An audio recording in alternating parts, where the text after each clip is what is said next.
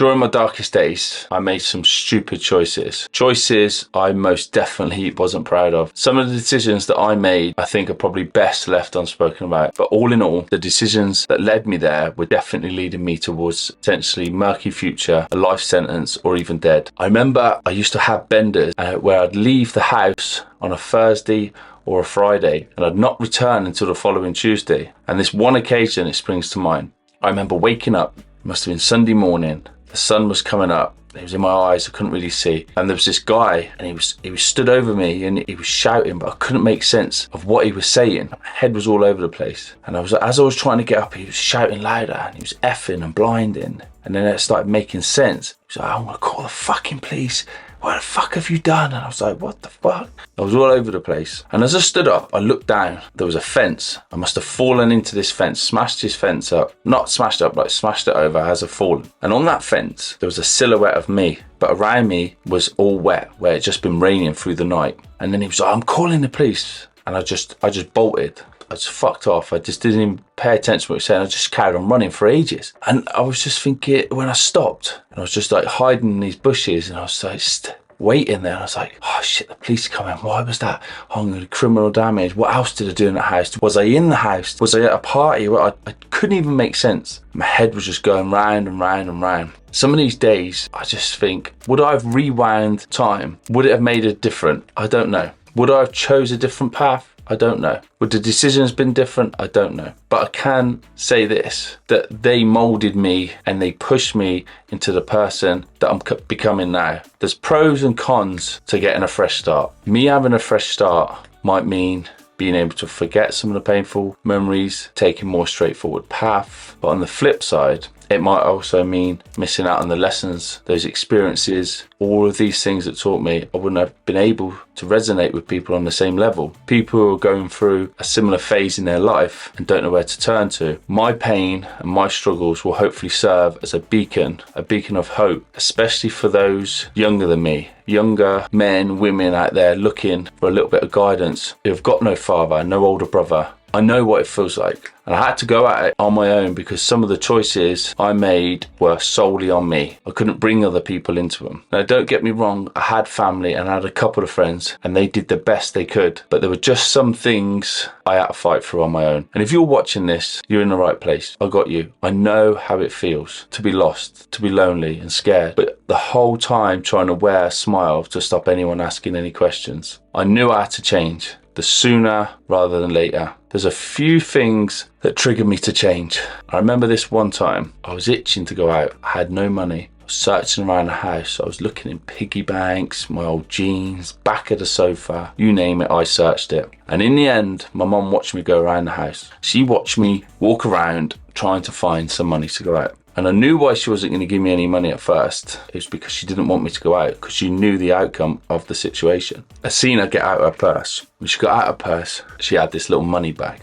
inside of her purse. In that little money bag was shrapnel, 5p's, 10p's, 20p's, you name it, odds and sods. She counted that money out for me and it made about a fiver with a few pence either side of that. So what she did, she walked me around to the shop and she walked me around so I could change it up into a note so I didn't have to have change to go out with. And I remember the look on her face and the worry in her face because she knew that was me set to go out and possibly disappear and have no trace, and she didn't know where the hell I was. Now you might think that it's only a fiver, but for a fiver back then, you could get a large bottle of cider, maybe two for about $1.50 each, and that would send you on your way. And it was just enough maybe just for a bag of chips if you got hungry, if you ate that weekend, that was it, if you did. And I always just think if I could just get started, the rest of the alcohol, I'd deal with that when I got to the situation and anything else that I was taking. Now that memory, that whole situation, that sticks with me, and it will stick with me until the day I kick the bucket. That woman has pulled me and my family through more heartache and trouble in the trenches, and there's me acting like this. Why am I telling you this? Because you may be going through a similar situation. You may be putting your family and friends and loved ones through this similar situation, and if you can stop now,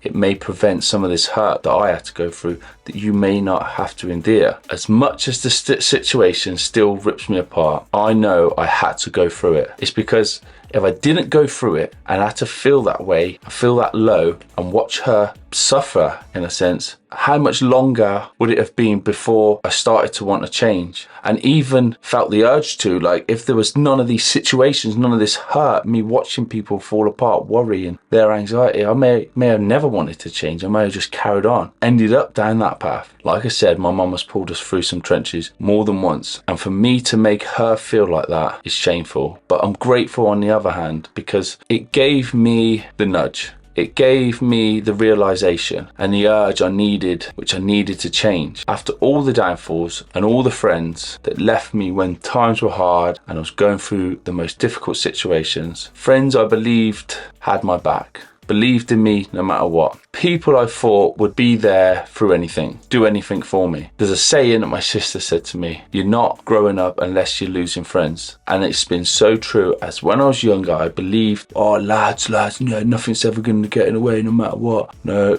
all this doesn't happen. I guarantee you, the friends that you're with now, you'll only have about 5 or 10% of them friends by the time you grow older. But do you know the only one person that said, I believe in you? The one person that said to me, I believe in you. After all the heartache, after all the pain, after all the worry, after everything I put her through, she still believed in me. My mum believed in me. This is one of the first times that I realised I can't do this anymore. This isn't right. It spurred me on to start focusing and looking for ways out. Now, don't think for a second my life just turned around because of this one situation. It didn't. There was a whole lot more to come for me. But what I did was plant a seed, burning desire. My mum's voice and her face just stuck in my head. I said to myself, I need to get sorted. And when I get sorted, she will never ever want for nothing. No matter if I have to skint myself out, that woman will never want for nothing. For all these life lessons, I've learned resilience, the importance of self-belief. I had to believe in myself when no one else did. That's one thing you must do. You must believe in yourself. The belief that you and only you can do it. You're the only one you need to convince. You're not going to convince your little stuck-up bird or your parents that don't care, I've got no time for you, or your little sniffed-up mate on a sofa on a Sunday, Monday morning, telling them your goals and your dreams and your desires. They don't believe in you. They don't care. You need to start believing in yourself, because if you don't, your dreams and all your goals and desires will just drift away at the bottom of a bottle, at the bottom of a bag. Whatever you think is a good thing now, trust me, you need to break away from this cycle, because you'll go and you'll end up down a dark, eerie road. You're the only one. For you to win in your mind and body, you need to convince yourself before you win anywhere else. You need to make sure you're winning here. Do something today. Do something now that your future self is going to thank you for. For me, every misstep was a lesson. It was a lesson in disguise, teaching me something new each time, and each mess up and each downfall, it was a lesson. I couldn't see it at the time, but some of the reckless paths earlier in my life, I realized I needed stability, I needed purpose, and I needed importance, guidance from others. That's where the mantra comes from, the gym way. Grinding on my own, hustling when no one believed in me, and trying to motivate people along the way. It's the gym way. I thrive on seeing people do good. And if I help them do well and their life gets better and I'm part of that, then all the better. So this is what has made me embark on this journey, this personal development and entrepreneurial journey. I just wanted to turn my life around, but also provide hope for my family and my close friends. I wanted to make my family proud and them never want for nothing. By accepting my past with all my flaws, all my mistakes and all my failures, I've been able to harness it as a driving force. It shaped me into this man I am today, the tattoo guru, shall we say, that stands before you. This is where I built this mentality of grinding on my own, hustling when no one believed in me, and motivating as many people as I can along the way. There's no point in being successful if you got no one to take with you. What's the point in being at the top? It's lonely at the top if you've got no one with you, if you've got no one to motivate and bring to the top and get them out of the trenches and get them out of the slums. Some people think this is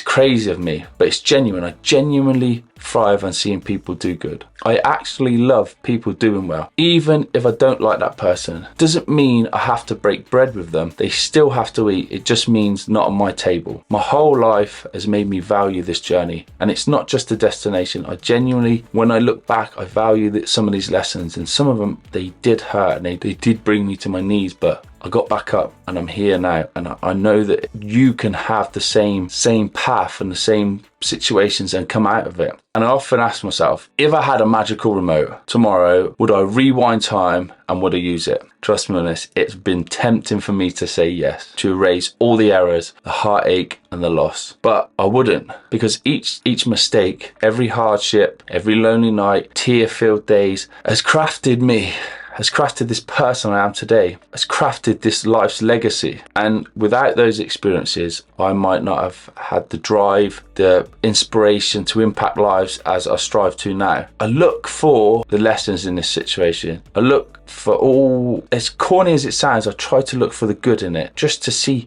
there must be something good. And that's what you must do. These life lessons, the situation you're going through, you're already in pain. You may as well get a reward from it. Every hardship you endure, every mistake you make is preparing you for something greater. It's shaping you into a warrior. It's a beacon for others who might be treading the same path, the treacherous downfall that you think you're going through. Your journey, with all its bumps and all its hurdles, become your testimony. Now, if you're watching this and you're feeling lost and you're feeling like every choice you've made has led you down a dark and eerie alley, remember this: the night is darkest just before the dawn. There's strength in your story, a story that can inspire countless others. Your past doesn't define you, but how you rise from it does. To all those out there struggling, remember the gym way and craft your legacy, because you grind even when the going gets tough. Hustle even when the odds are against you, and you motivate not just yourself, but everyone around you. Become the light in someone else's darkness. And every time you think of giving up, remember why you held on for so long. For every person who was pushed you down, for every dream that was laughed at, for every time you were told you're not good enough. This is your comeback story. This is your journey. Let my journey be a testament to this. You are not defined by your past, but you are defined by the actions today and your vision for tomorrow. So to anyone watching this, remember to grind hard, hustle smart, and always stay motivated, because at the end of the day, it's not about how you start, but it's how you finish. Keep pushing forward. Your breakthrough moment is just around the corner. And remember this: every setback is a setup for an even greater comeback. Embrace the journey and never forget the gym way. It's not just a saying, it's a lifestyle. Stay grinding and keep motivated, my friends. Till next time.